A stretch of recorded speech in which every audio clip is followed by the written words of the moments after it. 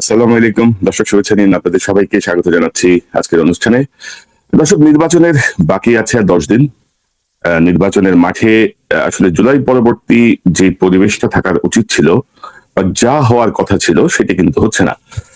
আমরা খুবই হতাশ, বিশেষত আমি খুব হতাশ যে যে বিষয়গুলো নিয়ে আমরা আগাচ্ছি, ইসলাম, ধর্ম, মুক্তিযুদ্ধ, নারী, এই যে বিষয়গুলো এখন হয়ে উঠেছে মূল উপজীব্য বিষয় ভোটারদের মনোযোগ আকর্ষণের জন্য, ভোটারদেরকে কাছে টানার জন্য। এই জন্য আজকে শিরোনাম এমন তো হবার কথা ছিল না, নির্বাচনের মূল ইস্যু কি নারী, ইসলাম, মুক্তিযুদ্ধ।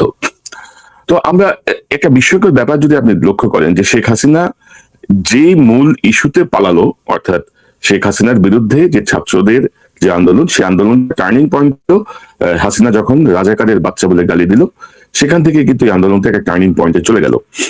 এবং শেখ হাসিনা যতদিন ক্ষমতায় ছিল, শেখ হাসিনা কিন্তু বিএনপি এবং জামাত এই দুটো দলকেই রাজাকারের দল বলে গালি দিত। আমাদের মুক্তিযুদ্ধের স্বাধীনতার ঘোষক এবং মুক্তিযুদ্ধের সেক্টর কমান্ডার জিয়াউর রহমানকে পর্যন্ত তারা পাকিস্তানের এজেন্ট বলে প্রতিষ্ঠিত করার চেষ্টা করেছিল। এবং বিস্ময়কর হচ্ছে যে যে লোকটা এই ক্ষেত্রে অগ্রণী ভূমিকা পালন করেছিল, অধ্যাপক আবু সাইদ, হাসিনা তথ্য প্রতিমন্ত্রী ছিল, সে আবু সাইদ সাম্প্রতিক সময়ে পাবনায় আওয়ামী লীগ থেকে বিএনপিতে যোগ দিয়েছে। সো এটা আবার অন্য চ্যাপ্টার। আমি যেটা বলছিলাম যে ধরেন সম্মিলিতভাবে আপনারা দুটো দল, হাসিনার দ্বারা রাজাকারের দল, মুক্তিযুদ্ধ বিরোধী শক্তি হিসেবে হাসিনার রাজনৈতিক হাতিয়ারের হিসেবে আপনাদেরকে ব্যবহার করলো, গালাগাল করলো। 5ই আগস্টে হাসিনা পালাই যাওয়ার পরপরই আপনারা আলাদা হয়ে গেলেন। বিএনপি সেই হাসিনা ন্যারেটিভ চাপাই দেওয়া শুরু করলো, গালি দেওয়া শুরু করলো জামাতকে। মানে ধরেন যে মুক্তিযুদ্ধ অস্বীকার করার কোনো সুযোগ নাই। বলার চেষ্টা করা হলো যে জুলাই বিপ্লব হচ্ছে মুক্তিযুদ্ধের চেতনা, মানে মুক্তিযুদ্ধের চেয়েও বড় কিছু। এটা কখনোই হতে পারে, এটা অ্যাবসার্ড। মুক্তিযুদ্ধের জায়গায় মুক্তিযুদ্ধ আমাদেরকে একটা স্বাধীন দেশ দিয়েছে, পতাকা দিয়েছে। জুলাই বিপ্লব সেই মুক্তিযুদ্ধের চেতনাকে যারা ব্যবহার করছিল, যারা ধ্বংস করছিল, সেই জায়গাটা থেকে উত্তরণের একটা সুযোগ এনে দিয়েছে। কিন্তু ভেরি আনফর্চুনেটলি এই জাতীয় সুযোগের কোনো সদ্ব্যবহার আমরা এই নির্বাচন পূর্ববর্তী যে প্রধান যে রাজনৈতিক দলগুলো, সেই রাজনৈতিক দলগুলোর যেসব বক্তৃতা বিবৃতি, সেই জায়গাগুলোয় অপ্রধান বিষয় প্রধান হিসেবে আসছে। প্রধান বিষয়গুলো গৌণ হয়ে যাচ্ছে, প্রধান বিষয়গুলো হয়তো বক্তৃতা টানে আসছে, গৌণভাবে আসছে। তো আমার মনে হয় যে মুক্তিযুদ্ধের বিষয়টা সেটেলড ইস্যু, এটা নিয়ে এত কপচাকপচির কিছু নাই আর কি, এত কপচাকপচির কিছু নাই। এবং মহান মুক্তিযুদ্ধের বিরুদ্ধে যারা অবস্থান নিয়েছিল তাদের মানে আমি কি বলবো, এটা বিচার বলেন, শাস্তি বলেন, সবই হয়ে গেছে। 54-55 বছর পরে এসে আপনি সেটা নিয়ে ডিভাইডেশনের কোনো সুযোগ নাই আর কি। এবং আপনি যদি মনে করেন যে মুক্তিযুদ্ধের চেতনার নামে আপনি ভারতের দালালি করবেন, আবার কি বলে পাকিস্তানের বিরোধিতা করবেন, পাকিস্তানের বিরোধিতার নামে ভারতের দালালি করবেন, আমার মনে হয় যে এই জায়গাগুলো থেকে বের হয়ে আসার একটি সময় হয়েছে, মানে এখনই প্রকৃত সময়। এবং আপনারা ভোটারদেরকে যেসব বিষয় নিয়ে কথাবার্তা বলছেন, এগুলোতে মনে হচ্ছে যে 2001-এর নির্বাচনের পরে এই যে 25টা বছর যে পার হয়ে গেছে, 2001-এর পরে এই যে 25টা বছর পার হয়ে গেছে, এই বিষয়টি কারো মাথায় নাই। সোশ্যাল মিডিয়া অনেক বেশি স্ট্রং এখন। মূল মিডিয়া যতই দালালি করুক, যত কিছুই করুক, সোশ্যাল মিডিয়ার চোখকে কেউ ফাঁকি দিতে পারবে না। বাংলাদেশের অসংখ্য কি বলবো আপনাকে সিটিজেন জার্নালিস্ট গড়ে উঠেছে, তাদের মোবাইল ফোনই তাদের সাংবাদিকতার মূল বিষয়। তারা প্রত্যেকটা বিষয় কিন্তু সামনে নিয়ে আসছে। সো এগুলো থেকে আপনারা আমার মনে হয় না খুব বেশি সুবিধা পাবেন। কারণ মানুষের সাইকোলজি, আমরা কি মনে করি, আমরা মানুষকে বোকা ভাবি। মানুষ আপনি যা বলবেন সেটাই বিশ্বাস করবে। মানুষ অনেক বেশি বোঝে। আমি বাংলাদেশে থাকতে 21শে টেলিভিশনের জনতার কথা আমি অনুষ্ঠান করতাম, এবং অনুষ্ঠানের এন্ডিং এ আমি একটি লাইন প্রতিবারই বলতাম, প্রতি অনুষ্ঠানই বলতাম যে সাধারণ মানুষ, তাদের ভাবনাগুলো অসাধারণ, তাদের বিশ্লেষণ অনেক গভীর এবং সূক্ষ্ম। এবং সাধারণ মানুষ মানে অর্ডিনারি পিপল এক্সট্রা অর্ডিনারি ভাবেই চিন্তা করে, যেটা আসলে আমরা নেতারা বুঝি না। আমরা যারা অতি শিক্ষিত মানুষ আমরা বুঝি না। সাধারণ মানুষকে অবজ্ঞা করার কোনো সুযোগ নাই যে সে বোঝে না, সে বোঝে এবং আপনার থেকে অনেক ভালো বোঝে। তো এইসব যেসব কথাবার্তা হচ্ছে, যেসব প্রচারণা হচ্ছে, এই বিষয়গুলো আসলে আমার মনে হয় যে আখেরে নির্বাচনের ফলাফলে একটা বিরূপ প্রভাব নিয়েও আসতে পারে। তো এখন আসেন আমরা আসি যে মানে ইসলামিক যে ইস্যু, ইসলাম ইস্যুটা মানে এটা খুবই কি বলবো, মানে দুর্ভাগ্যজনক। আমি জামাতের দুইজনের কথা শুনি, আপনি যদি দেখেন এই নিজের উন্নয়নের লাগে আমরা অনেক চেষ্টা করতাম। দল মতের উঠে উঠে এইবার দাঁড়িপাল্লা মার্কায় আপনারা ভোট দিয়া একবার আল্লাহরে খুশি করবার লাগি, ব্যস্ত দেবার লাগি, দুজক থেকে বাঁচবার লাগি, নিজের উন্নয়নের লাগি আমরা অনেক চেষ্টা করতাম। ইনশাআল্লাহ রাজি আছেন তো? তারপরে ধরেন জামাতের আরেকজন স্থানীয় নেতা, তার বক্তব্যটা যদি শোনেন। আপনাদের সকলকে নিয়ে আমরা জাতীয় সংসদে বিজয়ের মালা নিয়ে হাজির হব ইনশাআল্লাহ। একই সাথে এই কাজের মাধ্যমে আমরা জান্নাতেও একসাথে যেতে চাই। তো এই যে ধরেন এই যে জান্নাতের টিকিট বিক্রি হচ্ছে, তারেক রহমান সাহেবের বক্তব্য, এই বিষয়গুলো স্পষ্টভাবে এসেছে। এবং আমি যদি আপনাদেরকে তারেক রহমান সাহেবের একটা কাউন্টার বক্তব্য শোনাই। আল্লাহ, দোজকের মালিক আল্লাহ, বেহেশতের মালিক আল্লাহ, এই পৃথিবীর মালিক আল্লাহ, কাবার মালিক আল্লাহ। আরে ভাই, যেটার মালিক আল্লাহ সেটা কি অন্য কেউ দেওয়ার ক্ষমতা রাখে? রাখে না। অর্থাৎ এটা প্রধান জামাতপন্থী একজন বুদ্ধিজীবী, তার একটা বক্তব্য যদি আমি আপনাদেরকে শোনাই, মানে এগুলো খুবই আনফর্চুনেট এবং খুবই দুর্ভাগ্যজনক যে তারা এইভাবে বলছেন। তাদের এই জাতীয় বক্তব্য কোনোভাবেই গ্রহণযোগ্য না।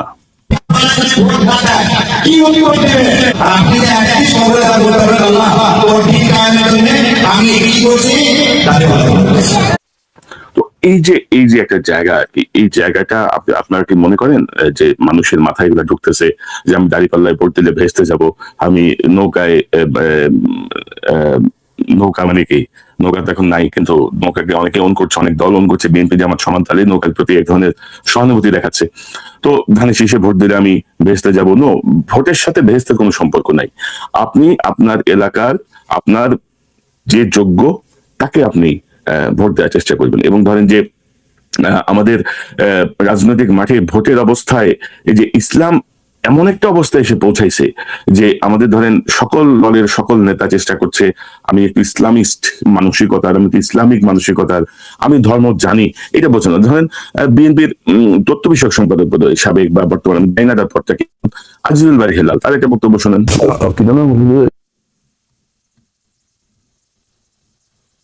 আল্লাহ বলছে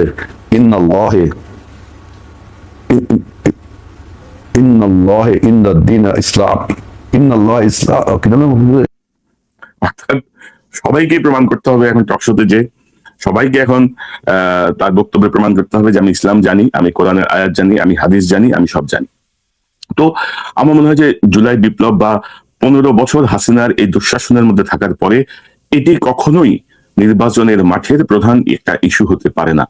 এই জায়গাটা যারা করছেন তারা বাংলাদেশের মানুষকে বোকা ভাবছেন। তারা ভাবছেন যে বাংলাদেশের মানুষ সেই 2001 সালের মতো একটা অবস্থাতেই হয়তো পড়ে আছে এবং তারা যা বলবেন সেটি তারা বিশ্বাস করবেন। আমার মনে হয় না, আমার মনে হয় যে এটা একটা ভ্রান্ত পদক্ষেপ নিচ্ছেন প্রত্যেকটা রাজনৈতিক দল। একদিক থেকে ইসলামের কাউন্টার হচ্ছে, অপর দিক থেকে একদিক থেকে ইসলামের কি বলবো বেহেশতের টিকিট বিক্রি হচ্ছে, কোর্ট আনকোর্ট আমি যদি বলি। আরেক দিক থেকে সেটির কাউন্টার আসছে ইসলামকে নিয়ে যে রাজনীতি। আমার মনে হয় যে 2026 সালে জুলাই বিপ্লবের পরে হাসিনা পালিয়ে যাওয়ার পরের যে পরিবর্তিত পরিস্থিতি, সেই পরিস্থিতিতে এটি সম্পূর্ণ অপ্রাসঙ্গিক এবং গুরুত্বহীন একটা বিষয়। ইসলাম মানুষের ধর্ম, মানুষ ধর্ম পালন করবে যার যার মতো। ভোট দেওয়ার জন্য এই ধর্মকে ব্যবহার করার কোনো সুযোগ আছে বলে আমার বিবেচনায় মনে হয় না। তারপর আছেন নারী ইস্যু। নারী ইস্যুটা খুবই ইন্টারেস্টিং ইস্যু। সাম্প্রতিক সময়ে জামাতের আমির শফিকুর রহমান সাহেবের যে twitter.com সাবেক টুইটার, এই টুইটারে একটা টুইটকে কেন্দ্র করে তো হুলস্থুল অবস্থা আর কি। মানে এটা নিয়ে তিনি বলেছেন যে যারা মানে কর্মজীবী নারীদেরকে তিনি প্রস্টিটিউট, এরকম একটা টোনে তিনি নাকি টুইট করেছেন। এমন একটা বিষয় আসছে। এর পরপরই বেশ কয়েক ঘন্টা পরেই জামাতের থেকে বলা হয়েছে যে এটি হ্যাক হয়েছে। তবে আমি যতটুকু খোঁজ নিয়েছি আসলে এই এক্স অ্যাকাউন্টটি হ্যাক হওয়ার মতো কোনো আলামত আমি পাইনি আর কি। আমি যতটুকু প্রযুক্তি বুঝি বা যতটুকু খোঁজ খবর নেই, খুব সম্ভবত এটি ধরেন এখন যারা নেতা আছেন, ধরেন তারেক রহমান সাহেব বা শফিকুর রহমান সাহেব, অন্যান্য দলে যারা বড় নেতা আছেন, তাদের সেই সময়টা নাই যে তারা নিজেরা টুইটারে টুইট করবেন, আপনার টুইট পড়বেন, শেয়ার করবেন, সেই সুযোগ নাই। প্রত্যেকেরই অ্যাডমিন প্যানেল থাকে। আমার ধারণা অ্যাডমিন প্যানেল থেকে কেউ না কেউ কোনো না কোনোভাবে বায়াসড হয়ে বা কোনোভাবে প্রভাবিত হয়ে, অর্থের বিনিময় হোক, ভীতির বিনিময় হোক, অন্য যে কোনো হোক, এরকম একটা টুইট করেছেন। তো জামাতের আসলে বাংলাদেশে যত রাজনৈতিক দল আছে তার মধ্যে আমি মনে করি জামাত ইসলাম হচ্ছে একটা চিকন বুদ্ধির দল।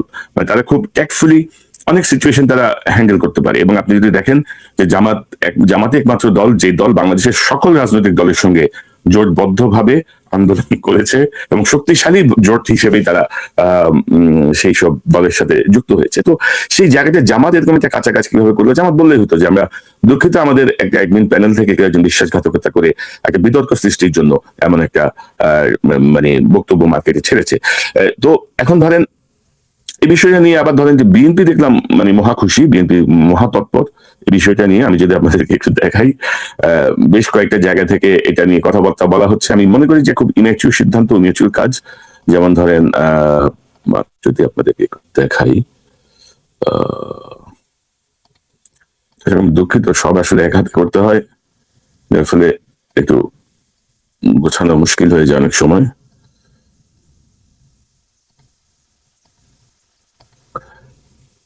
এটা হচ্ছে ধরেন বিএনপির মাহাদি আমিন, যিনি বিএনপির চেয়ারম্যানের যিনি উপদেষ্টা অ্যাডভাইজার প্লাস মুখপাত্র বিএনপির, তিনি বলছিলেন এটা নিয়ে তিনি নিন্দা এবং ক্ষোভ জানিয়েছেন বা সবকিছু। তারপরে ধরেন জনাব তারেক রহমান সাহেব তার বক্তব্য বলেছেন, আমি যদি একটু দেখাই আপনাদেরকে তাহলে আপনাদের বুঝতে সুবিধা হবে। এটা মালিক আল্লাহ, বেহেশতের মালিক আল্লাহ।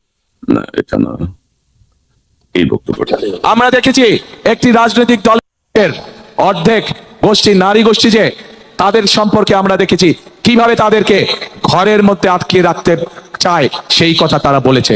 আমরা দেখেছি একটি রাজনৈতিক দলের একজন নেতা পরিষ্কারভাবে বলে দিয়েছে যে তারা কোনোভাবে নারীর নেতৃত্বে বিশ্বাস করে না। আমরা দেখেছি একটি রাজনৈতিক দলের নেতা পরিষ্কারভাবে দুদিন আগে বলেছে যে যে সকল মহিলা, যে সকল মা বোনেরা কর্মসংস্থানের উদ্দেশ্যে কর্মসংস্থানের জন্য যান, তাদেরকে প্রিয় ভাই বোনেরা আপনাদের সামনে আমার বলতে রীতিমতন লজ্জা হচ্ছে।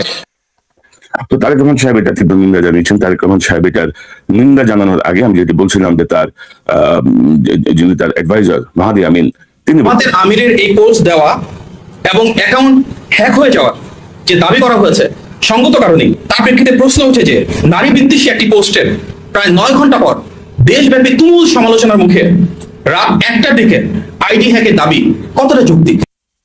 তো ধরেন এই যে ধরেন বিএনপি যে অতি আগ্রহ, অতি উৎসাহী যে ভূমিকা, সেই ভূমিকাটা আপনি কি মনে করেন যে জামাতের আমিরের এই টুইটের কোনো প্রভাব ওইভাবে পড়বে? যদিও জামাত এমনিতে একটা বেকায়দায় আছে, মানে বিশেষত এবারই যে বিষয়গুলো সামনে আসছে সেই সামনের বিষয়গুলো নিয়ে আমি যদি বলি, সাম্প্রতিক সময়ে জামাতের একটা অনুষ্ঠানের একটা ক্লিপ শোনাই।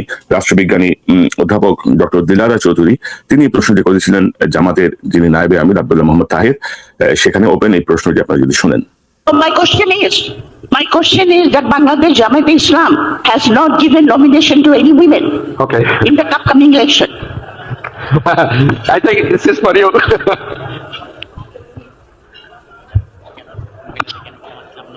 Nomination cannot then নাই. You answer please. Really, in principle, we don't any problem and objection to nominate women in the direct election. You know, in the consensus committee, we passed some resolutions that if it is passed from next onward, every political party is bound to give 5%, at least 5% nomination for the women in a competition. And Jamaat agreed on that. So, inshallah, gradually we will do it. তো এবং পরবর্তী সময়ে জামাতের আমির doctor Shafiqur Rahman সাহেব আল জাজিরার সাথে একটা ইন্টারভিউতে কিন্তু নারী নেতৃত্ব নিয়ে যে বক্তব্য দিয়েছেন, এই জায়গাগুলো কিন্তু জামাতকে এমনিতে একটা বেকায়দায় ফেলেছে। সেখানেও তিনি টেকনিক্যালি কোনো প্রশ্নের আনসার দিতে পারেন না। তিনি একবার বলছেন যে আমাদের নারীরা প্রস্তুত হচ্ছে, আবার তিনি বলছেন যে নারী নেতৃত্ব ইসলামের সাথে সাংঘর্ষিক। তো এই যে জায়গাগুলো, অর্থাৎ জামাতের যে জায়গাগুলো, ধরেন জামাতের কেউ বলছেন যে মানে ইসলামিক শাসন প্রতিষ্ঠা করতে হলে দাঁড়িপাল্লায় ভোট দিতে হবে, আবার শফিক সাহেব আবার বলছেন যে সংবিধান অনুযায়ী দেশের যে প্রচলিত বিধান সে অনুযায়ী দেশ চলবে। জামাত কিন্তু তাদের এই জায়গাগুলো নিয়ে কিন্তু কিছু কনফিউশন আছে, যে জায়গাগুলো মানুষের কাছে স্পষ্ট নয়। আমি যদি বলছিলাম যে শফিক সাহেবের ওই বক্তব্যের পরে এই যে টুইটটা, এই টুইটটাকে নিয়ে আবার বিএনপির যে অতি উৎসাহ, মানে সব মহল থেকে এটা নিয়ে যেই বক্তব্য, এটি না দিলে আমার মনে হয় ভালো হতো আর কি। এটি না দিয়ে তারা অন্য কৌশলে যেতে পারতেন, তারা সহানুভূতিশীল হতে পারতেন যে সোশ্যাল মিডিয়ায় এমন একটা বিষয় হচ্ছে, আমরা তো মনে করি না যে তারা এটা মনে করেন। তো সেটার ইম্প্যাক্টটা মনে হয় আরো বেশি হতো রাজনৈতিকভাবে সাধারণ মানুষের মনে। তো যাই হোক, এখন ধরেন আমরা যদি একটু দেখি যে জুলাই সনদ অনুযায়ী বাংলাদেশের সকল রাজনৈতিক দল ঐক্যমত ছিল যে যারা প্রার্থী হবেন তাদের 5 ভাগ, শতকরা 5 ভাগ নারী ভোটারকে তারা মনোনয়ন দেবেন। এখন আসেন আমরা দেখি যে মনোনয়নের অবস্থা কি। জাস্ট দুটো রিপোর্ট আমি যদি আপনাদেরকে দেখাই। একটা হচ্ছে আমাদের সময় পত্রিকা 300 আসনে নারী প্রার্থী মাত্র 107 জন, স্বতন্ত্রের সংখ্যা 40। এবং আমি যদি আর স্পেসিফিক যদি এতে যাই, স্বতন্ত্র নারী প্রার্থীদের মধ্যে অনেকে নমিনেশন না পেয়ে স্বতন্ত্র প্রার্থী হিসেবে দাঁড়িয়েছেন। তার মধ্যে আছেন রুমিন ফারহানা, ব্রাহ্মণবাড়িয়া 2, ঢাকা 9 আসনে এনসিপি থেকে বের হয়ে এসে দাঁড়িয়েছেন ডাক্তার তাসলিম জারা। এর আগে আমি যদি আপনাদেরকে হিসাব দেখাই যে জাতীয় নাগরিক পার্টি এনসিপি 47 জন প্রার্থীর মধ্যে 3 জন নারী আছে, সমাজতান্ত্রিক দল মার্ক্সবাদী 10 জন, বাসদ 4 জন নারী প্রার্থী দিয়েছে। এছাড়া ইনসানিয়াত বিপ্লব বাংলাদেশ ও জাতীয় সমাজতান্ত্রিক দল জেএসডি 6 জন করে নারী প্রার্থী মনোনয়ন দিয়েছে। জাতীয় পার্টি জিএম কাদের, হাসিনা সহযোগী মনোনয়ন দিয়েছে 5 জন, গণসংহতি আন্দোলন 4 জন, আমার বাংলাদেশ এবি পার্টি 3 জন, গণ অধিকার পরিষদ 3 জন নারী প্রার্থী দিয়েছে। এবং এখানে যদি বলা হয় যে এনসিপি ছাড়া, এনসিপির এই যে তরুণ নেতৃত্বাধীন এই দলটি 47 জন প্রার্থীর মধ্যে 3 জন নারীকে মনোনয়ন দিয়ে 6% বেশি তারা যেই প্রতিজ্ঞা ছিল জুলাই সনদে সেটি তারা পূরণ করেছে। আর বিএনপির যে হিসাব, সেই হিসাবটা যদি আমি বিবিসির একটা রিপোর্ট থেকে যদি আপনাদেরকে দেখাই, তাহলে আপনারা বুঝতে পারবেন যে এটা বিএনপিতে পুরুষ কোটায় নারী প্রার্থী, জামাতে নারী প্রার্থী নেই। এটি BBC report, BBC Bangla report. এটি হচ্ছে 16 জানুয়ারি তারা এই রিপোর্টটি করেছে। এবং এখানে ধরেন যে বিষয়টি আসছে যে শুধুমাত্র জামাত ইসলাম না, জামাত সহ অন্তত 30টা রাজনৈতিক দলের কোনো নারী প্রার্থী নাই।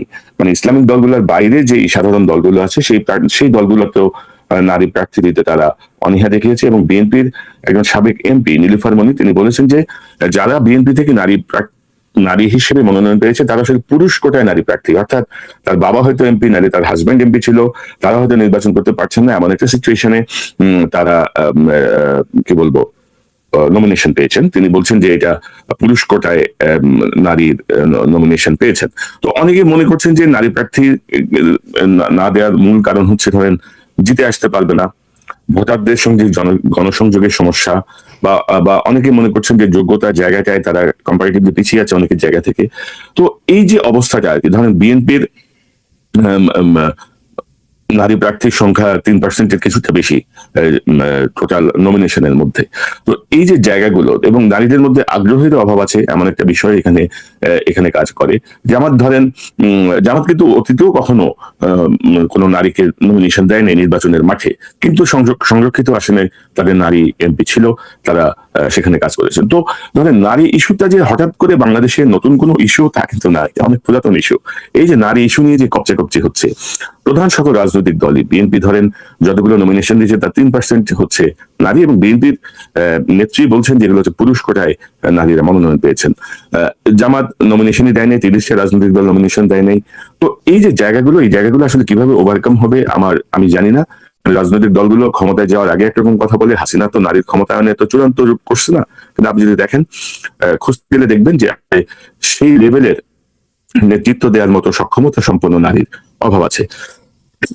আবার ধরেন এবার বিএনপির বেশ কয়েকটা আসনে সম্ভাবনাময় নেতৃত্বকে বিএনপি বাদ দিয়ে সেখানে বিকল্প ব্যক্তিকে মনোনয়ন দিয়েছে। এটা আরেকটা প্রসঙ্গবোধক একটা বিষয় যে যেই নারী নেত্রী তার এলাকায় দীর্ঘদিন ধরে কাজ করছেন, যিনি বিএনপি রাজনীতির সঙ্গে ওতপ্রোতভাবে যুক্ত, তেমন একজনকে বাদ দিয়ে আপনি আরেকজন কেন নমিনেশন দিলেন? এর পেছনের মূল রহস্য কি?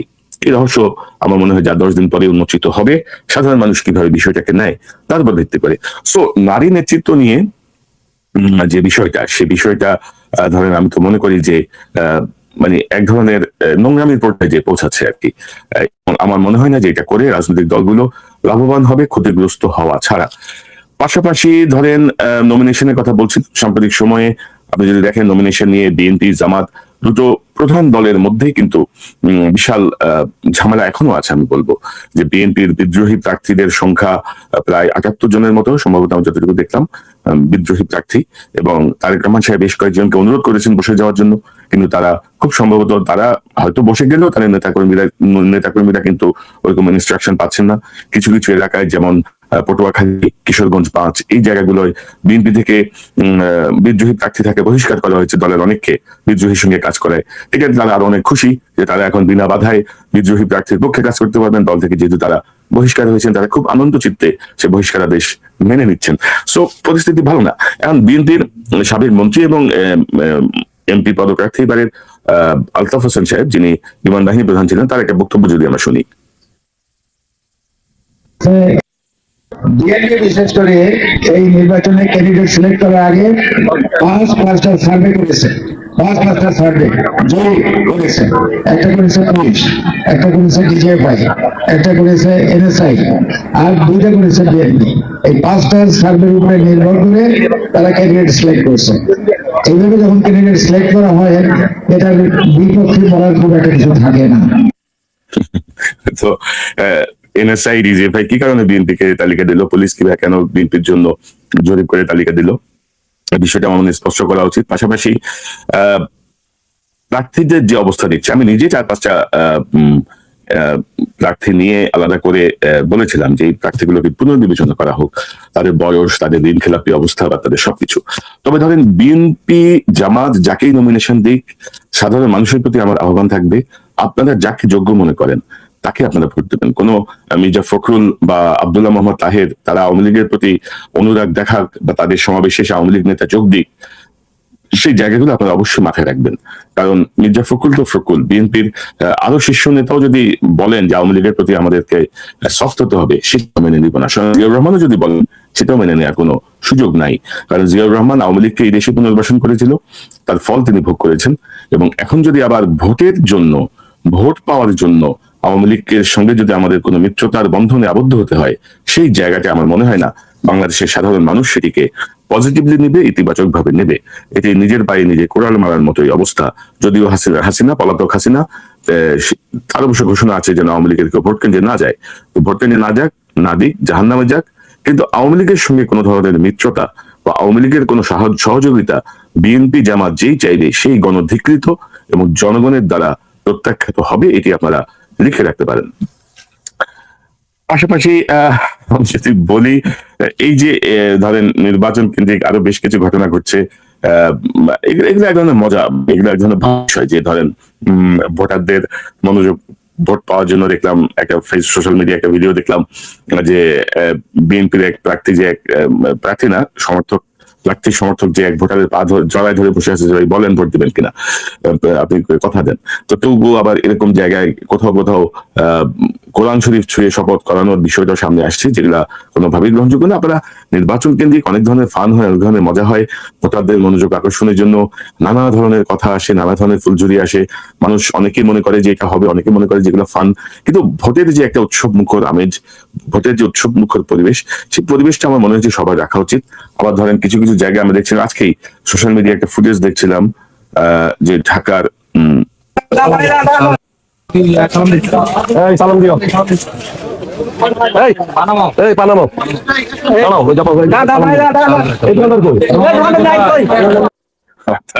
ওই যে একটা গান আছে না, কি যেন আজিমুসান শাহেনশাহ মারহাবা, ওইভাবে ধরেন তার লোকজন সামনে যাচ্ছে, এই পানামা, এই সালাম দিস, এই দ্বারা।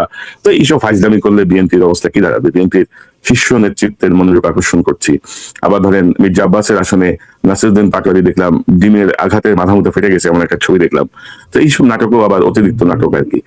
তো ভোটের জায়গাটায় আমরা, অনেকে আমাকে বলছেন যে ভাই আপনি আপনার অবস্থান পরিষ্কার করেন, আপনি বিএনপি না আপনি জামাত, কোন পক্ষে? আমি আসলে কোনো পক্ষেই না, আমি বাংলাদেশের পক্ষে। এবং আমি বলবো যে আমরা 15 বছরে যে শিক্ষাটা পেয়েছি, সেই শিক্ষার আলোকে দয়া করে যাদেরকে দিয়ে দেশের কাজে লাগবে তাদেরকে ভোট দেন। বেহেশতে পাওয়ার জন্য ভোট দিবেন না, দোজখে যাওয়ার জন্য ভোট দিবেন না, দোজখে যাওয়ার জন্য ভোট দিবেনই না। তো মানে পারলৌকিক বেহেশতে যাওয়ার জন্য ভোট দেওয়ার কোনো সুযোগ নাই, বা টাকার কাছে বিক্রি হয়ে যাওয়ার কোনো সুযোগ নাই, ধমকের কাছে বিক্রি হয়ে যাওয়ার কোনো সুযোগ নেই। যেমন একটা ফুটেজ দেখলাম প্রথম আলোর ভিডিওতে, একটু শুনেন আপনারা। 200 ভোট যদি বাইরে ফেলেছি, আমরা ধরতে পারবো কে কে অন্য মার্কায় ভোট দিয়েছেন। আমাদের কারো কাছে যাওয়া লাগবে না, আপনাদের পিছনে আমাদের গোয়েন্দা লাগানো আছে। তো আরো 2-1টা মার্কা আছে, তাই না?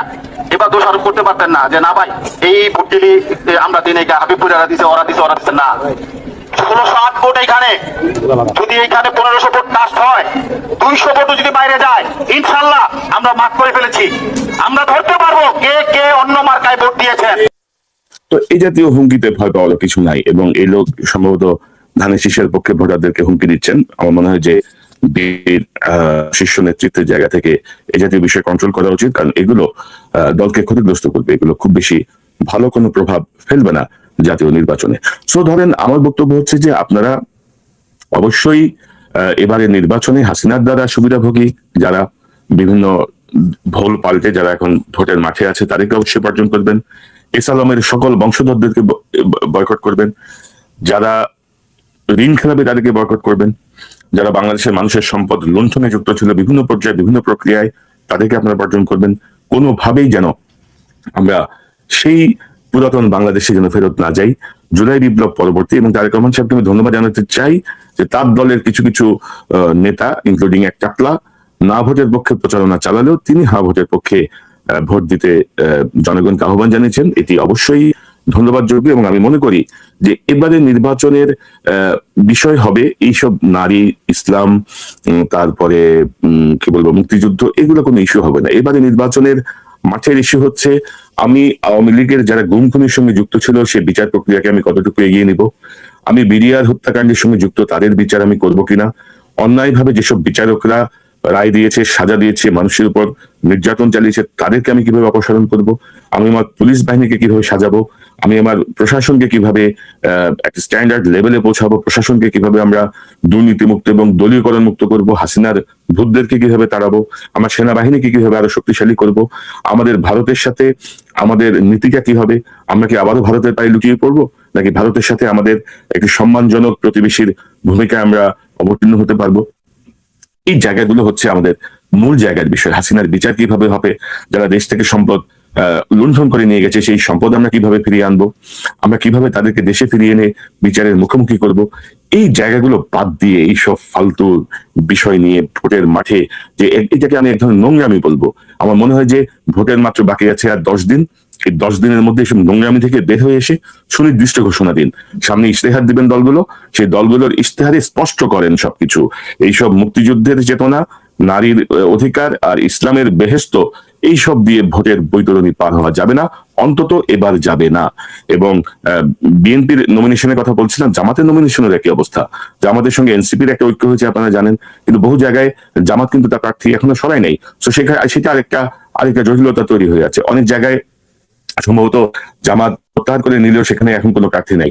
তো সব মিলিয়ে প্রার্থী নির্বাচনে বা প্রার্থীর গত জায়গাগুলো থেকে যে কোনো দলই যে সন্তুষ্ট অবস্থায় আছে সেটি বলার কোনো অবকাশ নাই। তো আমার মনে হয় যে বিষয়গুলো বললাম, জুলাই বিপ্লব, জুলাই গণ অভ্যুত্থানের যে চেতনা, যেই লক্ষ্যকে কেন্দ্র করে এই বিপ্লব এবং অর্জন হয়েছে, সেই জায়গাটাকে নির্বাচনের প্রধান প্রতিশ্রুতির জায়গায় নিয়ে আসেন। এবং আমার মনে হয় যে বাংলাদেশের মানুষ, সাধারণ মানুষ এই বিষয়গুলো নিয়েই ভোট কেন্দ্রে যাবে, এই বিষয়গুলো মাথায় রেখেই ভোট দেবে। আপনি সম্পদ লুণ্ঠনকারী এসালামের বংশধরদেরকে, আত্মীয় স্বজনদেরকে, তার সুবিধাভোগীদেরকে আপনি নমিনেশন দিবেন, জনগণ ভোট দিতে বাধ্য। আপনি দুর্নীতিবাজ ঋণ খেলাপিকে নমিনেশন দিবেন, জনগণ ভোট দিতে বাধ্য। কি কি চেতনায় জনগণ ভোট দেবে?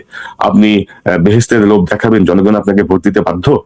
আপনি নারীর বিষয়ে যদি অসম্মানজনক পোষণ করেন, জনগণ আপনাকে ভোট দিতে বাধ্য। একটি কথা স্পষ্ট করতে চাই, বাংলাদেশ কখনো তালেবান রাষ্ট্রে পরিণত হবে না। কারণ বাংলাদেশের মানুষের যে চেতনা, বাংলাদেশের মানুষের যে বোধ, যে উপলব্ধি, সেই জায়গাটায় কখনো আমরা ওই লেভেলে পৌঁছাতে পারবো না। কারণ বাংলাদেশের যেই নৃতাত্ত্বিক ভাবে বাংলাদেশিদের যে গড়ে ওঠা বা বাংলাদেশিদের যে মনস্তত্ত্ব, সেই মনস্তত্ত্ব কখনোই এই জিনিসটাকে সমর্থন করে না। এবং আপনারা জানেন যে ত্রয়োদশ সংসদ নির্বাচনের আগে যে 12টা সংসদ নির্বাচন হয়েছে, তার মধ্যে যেই নির্বাচনগুলো সুষ্ঠু হয়েছে সেই নির্বাচনেও কিন্তু কোনো পীরের দল, কোনো মাশায়েখের দল কিন্তু সংসদে আসলে ওইভাবে যোগ দিতে পারে নাই, বিশেষ বদন্যতা দিয়ে একটা ক্ষেত্র ছাড়া, তা বিশেষ ব্যবস্থায় তাদেরকে নিয়ে আসা হয়েছে। এর বাইরে কিন্তু বাংলাদেশের মানুষ কিন্তু অনেক বেশি মাত্রায় ধর্ম নিরপেক্ষ, অনেক বেশি মাত্রায় উদার। সেই বাংলাদেশি মানুষের উপরে কিছু চাপিয়ে চেষ্টা করা বা ইসলামকে কেন্দ্র করে রাজনীতি করা, ভোট চাওয়া, কাউন্টার করা, আমার মনে হয় যে জায়গাগুলো থেকে আপনারা সবাই বের হয়ে আসি। আর মাত্র 10 দিন আছে, এর মধ্যে স্পষ্ট করেন যে আপনারা এই হাসিনার আমলের থেকে কি শিক্ষা নিলেন, আপনারা কি করবেন, গণহত্যাকারীদের বিচার আপনারা কিভাবে করবেন, বিডিআর এর বিচার আপনারা কিভাবে করবেন, বিডিআর হত্যাকারীর সঙ্গে যারা যুক্ত তাদের বিচার, গুম খুনের সঙ্গে যারা যুক্ত তাদের বিচার কিভাবে কি হবে, দয়া করে প্রত্যেকটা রাজনৈতিক দল, বিএনপি, জামাত, এনসিপি, যারা এখন মূলত মূল লাইনে আছে, তারা সহ অন্যান্য দল প্রত্যেকেই তাদের অবস্থান স্পষ্ট করেন।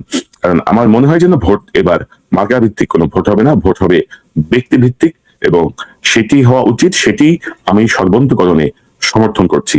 কারণ আমি আমার বাংলাদেশকে একটা গঠনমূলক জায়গায় দেখতে চাই। আমি আমার বাংলাদেশকে একটা যোগ্য মানুষদের হাতে যেন নেতৃত্ব থাকে সেই জায়গাটায় দেখতে চাই। কোনো ধরনের কি বলবো ইরেসপন্সিবল স্পিচ, কোনো ধরনের রাজনৈতিক স্ট্যান্ডবাজি কথাবার্তা, এগুলো আমরা অনেক শুনেছি, আমরা শুনতে চাই না। আমি আশা করি আমাদের বিএনপি, জামাত সহ অন্যান্য দলের যারা শীর্ষ নেতারা আছেন, তারা আশা করি এ ব্যাপারে তাদের কার্যকর পদক্ষেপ নেবেন। তারা স্পষ্ট ভাষায় ঘোষণা করবেন তাদের নির্বাচনের মূল এজেন্ডা। কারণ ভোটারদেরকে এত সহজে বিভ্রান্ত আপনারা অন্তত এবার করতে পারবেন না, অতীতে যে যাই করে থাকেন। তো দর্শক, এই চ্যানেলটি সাবস্ক্রাইব করে আমাদের পাশে থাকুন, চ্যানেলের মেম্বারশিপ নিয়ে আমাদের পাশে থাকুন। নির্বাচন পর্যন্ত আশা করি আমি নিয়মিতভাবে প্রতিদিন একটা দুটা অনুষ্ঠান নিয়ে আপনাদের সামনে হাজির হবো, আপনাদের সঙ্গে কথা বলার জন্য, এবং আপনাদেরও মতামত নেব বেশ কয়েকটা অনুষ্ঠানে যে আপনারা কি ভাবছেন। আশা করি ভালো থাকবেন, আবারও দেখা হবে ইনশাল্লাহ। আসসালামু আলাইকুম।